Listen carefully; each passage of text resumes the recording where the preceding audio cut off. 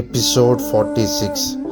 దేవుడు నోవాహుకి ఆజ్ఞాపించిన ప్రకారము సమస్త శరీరులలో మగదియు ఆడదియు ప్రవేశించెను. అప్పుడు యెహోవా వాడులో అతన్ని మూసివేసెను.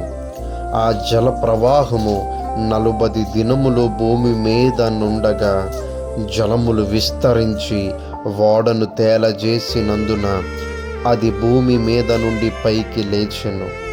జలములు భూమి మీద ప్రచండముగా ప్రబలి మిక్కిలి విస్తరించినప్పుడు ఓడ నేల మీద నడిచెను.